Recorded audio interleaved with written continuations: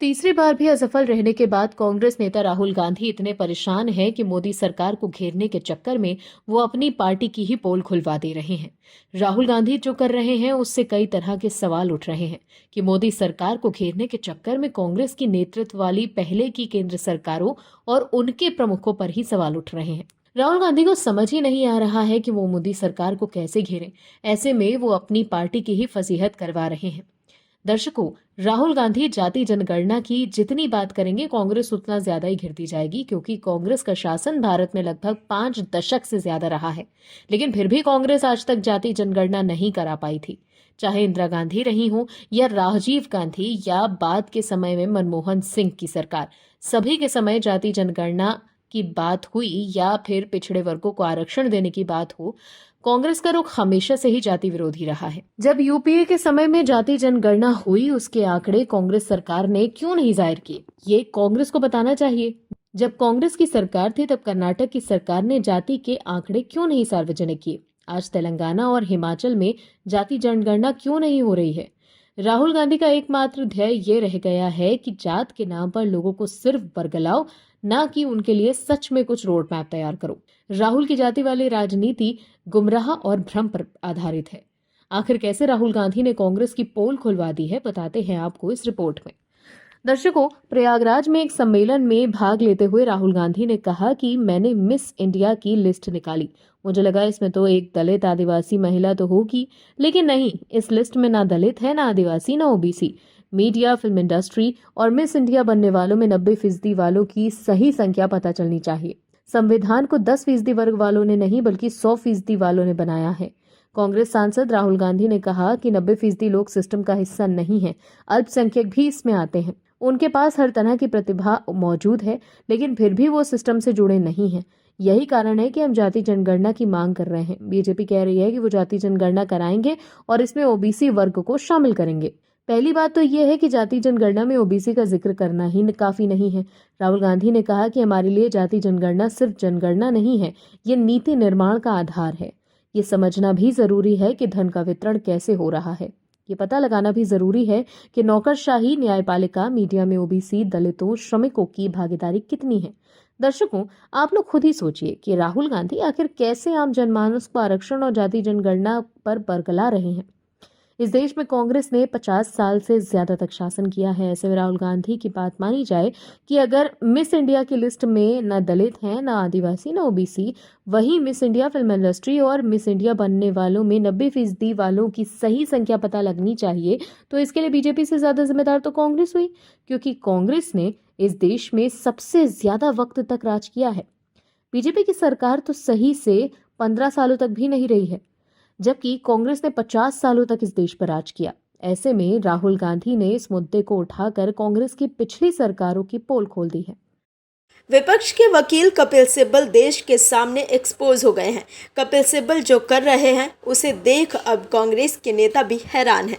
BJP तो कपिल सिब्बल की पोल खोल ही रही है, साथ ही अब कांग्रेस के नेता ने भी कपिल सिब्बल की आफत बढ़ा दी है। वहीं सुप्रीम कोर्ट में भी कपिल सिब्बल इस बार बुरी तरह से फंस गए हैं।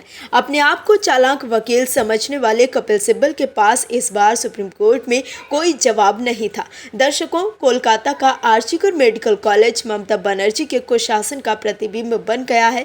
ममता बनर्जी के शासन वाला पश्चिम बंगाल महिलाओं के लिए डार्क रूम बन गया है, जहां कब कौन सी महिला दुष्कर्म का शिकार हो जाए किसी को नहीं पता है। लेकिन कपिल सिब्बल जैसे देश के चंद हाई प्रोफाइल वकील ऐसे भी हैं जो ऐसी सरकारों को कोर्ट में बचाने का प्रयास करते हैं, लेकिन इस बार सिब्बल बुरे फंस गए हैं। दरअसल कोलकाता के आर्जिकर अस्पताल में डॉक्टर से हैवानियत और मर्डर के मामले में 14 घंटे की देरी से एफआईआर दर्ज किए जाने को लेकर ममता सरकार सवालों के घेरे में है। सुप्रीम कोर्ट ने ममता सरकार से पूछा कि एफआईआर दर्ज करने में 14 घंटे की देरी क्यों हुई। सुप्रीम कोर्ट ने घटना की सूचना की पुलिस की जनरल डायरी एंट्री, अप्राकृतिक मौत की प्रविष्टि और एफआईआर दर्ज करने के समय में विसंगतियों पर बंगाल सरकार पर प्रश्नों की बौछार करते हुए इसे गंभीर मामला करार दिया। सुप्रीम कोर्ट ने कहा, रिकॉर्ड देखने से पता चलता है कि पोस्टमार्टम होने के बाद अप्राकृतिक मौत की प्रविष्टि दर्ज की गई।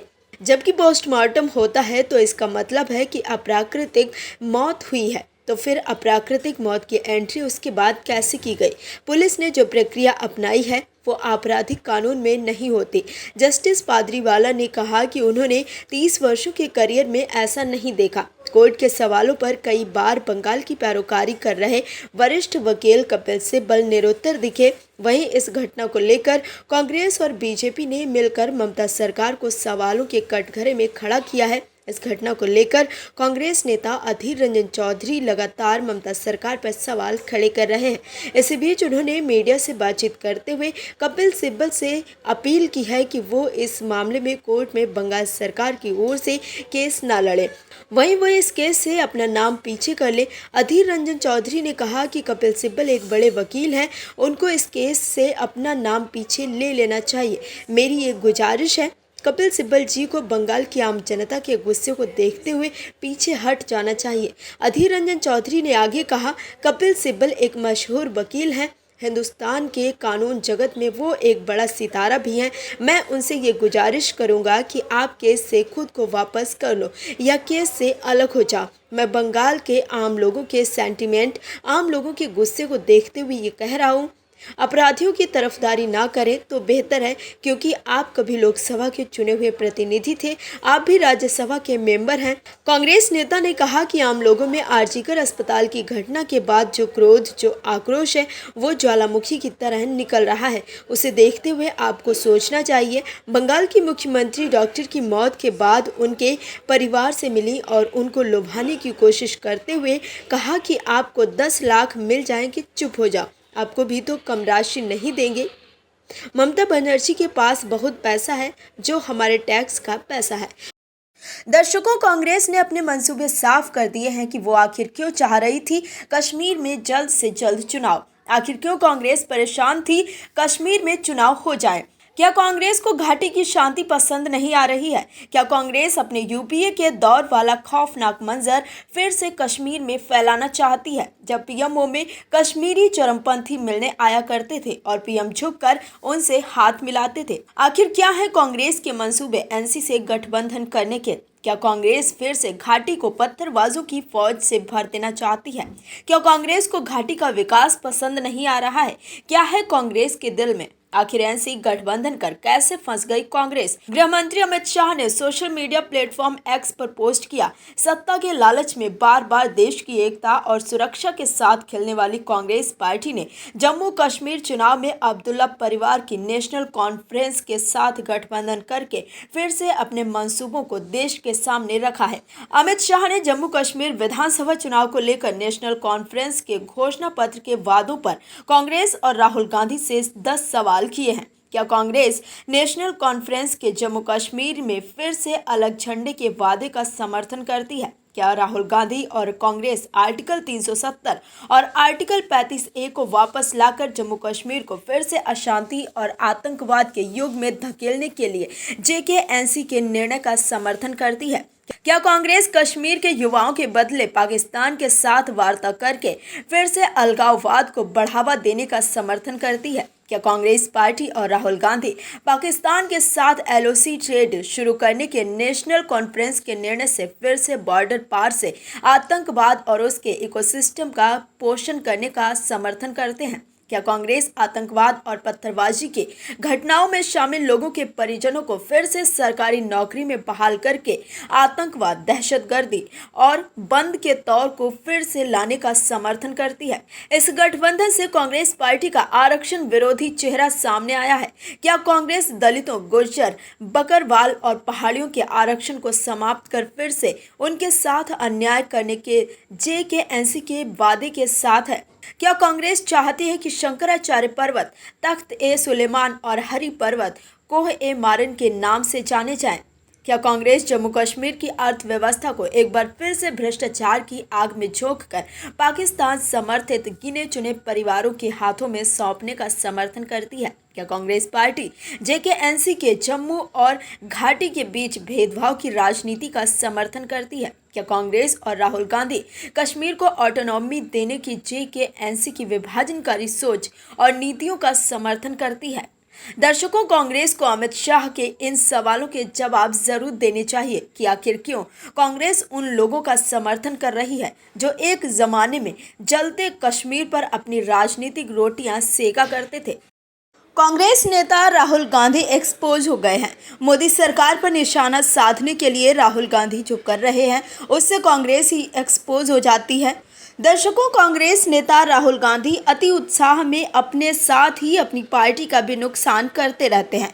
कांग्रेस काल के समय के जितने फैसले थे उसे मोदी सरकार लागू कर रही है तो राहुल गांधी उसका विरोध करने लग जाते हैं, जिससे कहीं ना कहीं ये साबित भी हो रहा है कि राहुल गांधी ये बता रहे हैं कि यूपीए सरकार के समय लिए गए फैसले कहीं ना कहीं आरक्षण विरोधी थे।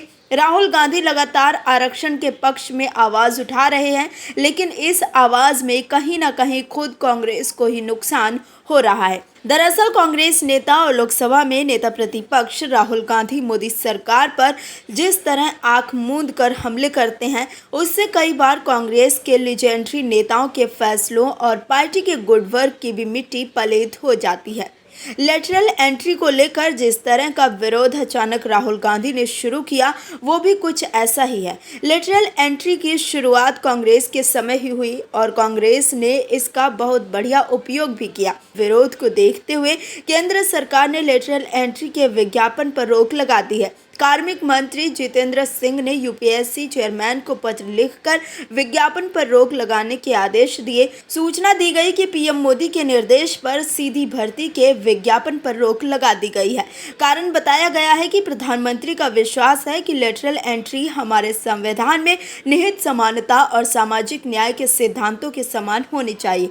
विशेष रूप से आरक्षण के प्रावधानों के संबंध में किसी तरह की छेड़छाड़ नहीं होनी चाहिए। यूपीए सरकार की भी अपनी उपलब्धियां रही हैं, इनसे इनकार नहीं किया जा सकता है। राहुल गांधी अगर यूपीए सरकार को एनडीए सरकार से बेहतर मानते हैं तो उसके पीछे कौन लोग काम कर रहे थे ये भी उन्हें समझना होगा। वरिष्ठ पत्रकार और विचारक दिलीप मंडल लिखते हैं कि यूपीए सरकार की नेशनल एडवाइजरी काउंसिल ये भारत के इतिहास की सबसे बड़ी लेटरल एंट्री थी जिसने 10 साल तक देश पर सचमुच में राज किया।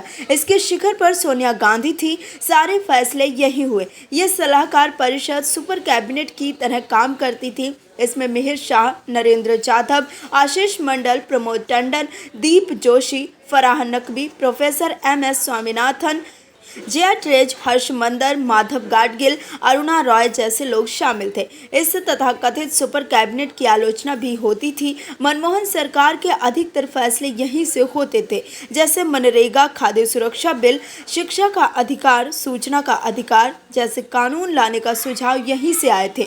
लेकिन ये सभी फैसले यूपीए सरकार के लिए मील का पत्थर साबित हुए, जिन पर कांग्रेस आज भी गर्व कर सकती है। इस सलाहकार परिषद में कोई भी नियुक्ति आरक्षण के आधार पर नहीं हुई। अब राहुल गांधी कहते हैं लेटरल एंट्री में भी आरक्षण होना चाहिए, तो क्या वो सीधे अपनी मां के फैसले को नकार रहे हैं? कांग्रेस के नेतृत्व वाली यूपीए सरकार सबसे पहले लेटरल एंट्री कॉन्सेप्ट लेकर आई थी। साल 2005 में दूसरे प्रशासनिक सुधार आयोग का गठन किया गया और वरिष्ठ कांग्रेस नेता वीरप्पा मोइली इस आयोग के अध्यक्ष थे। कार्मिक प्रशासन का नवीनीकरण, नई ऊंचाइयों को छूना शीर्षक वाली रिपोर्ट में आयोग की एक प्रमुख सिफारिश ये थी कि उच्च सरकारी पदों जिसके लिए विशेष ज्ञान और कौशल की आवश्यकता होती है उन पर लेटरल एंट्री शुरू की जाए। लेकिन अब मोदी सरकार को घेरने के लिए राहुल गांधी इसके खिलाफ खड़े हो गए हैं। राहुल को ये पता है कि मनमोहन सिंह, जिन्हें इंदिरा राज में 1971 में तत्कालीन विदेश व्यापार मंत्रालय में आर्थिक सलाहकार के रूप में लाया गया, वो एक लेटरल एंट्री के जरिए ही संभव हुआ था। बाद में वे वित्त मंत्री और प्रधानमंत्री भी बने। अन्य प्रमुख लोगों में टेक्नोक्रेट सैम पित्रोदा और वी कृष्णमूर्ति, अर्थशास्त्री बिमल चालान, कौशिक बसु, अरविंद विरमानी, रघुराम राजन और अहलूवालिया, RG पटेल, RV शाही का नाम शामिल है। यहाँ तक कि इन्फोसिस से जुड़े नंदन नीलेकणी को भी आधार से जुड़े UIDAI का चेयरमैन बनाया गया था। और सबसे पहले बड़ी बात यह है, इन सभी लोगों ने वो काम किए हैं जिन पर आज भी उंगली उठाना संभव नहीं है। ये सभी लोग किसी आरक्षण या कोटे से नहीं आए थे। संभव है कि आरक्षण या कोटा अनिवार्य कर दिया गया होता तो इन लोगों की एंट्री भी नहीं हो पाती, लेकिन अब लेटरल एंट्री पर सवाल उठाकर राहुल गांधी ने कांग्रेस को एक्सपोज करवा दिया है। Bureau report MH news. और भी वीडियोस देखने के लिए चैनल को सब्सक्राइब करें और बेल आइकन को दबाएं।